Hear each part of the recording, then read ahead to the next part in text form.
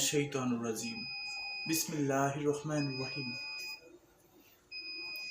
দূরে কাছে দেশে এবং প্রবাসে যে যেখান থেকে আমাদের দেখছেন সকলকে আজকে ঈদ মোবারক।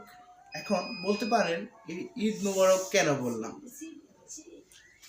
আজ থেকে ৭৫ বছর পূর্বে ১৯৪৯ ১৩৫৬ বঙ্গাব্দ ১৪ ডিসেম্বর বাহাদুরপুর গ্রামে সৈয়দ বংশে আল্লাহর মহান বন্ধু সুফি সম্রাট হজরত সৈয়দ মাহবুবে খুদা দেওয়ানবাগী রহমাতুল্লাহ আলাইহি এই ধুলির ধরায় আগমন করেছিলেন। তার আগমন জগৎবাসীর জন্য রহমত। যেমন আল্লাহ রাসূল সাল্লাল্লাহু আলাইহি ওয়াসাল্লাম বলেছিলেন, প্রত্যেক শতাব্দীর শিরোভাগে একজন করে যুগের মুজাদ্দেদ আসবেন, যিনি ধর্মকে সজীব এবং সতেজ করবেন।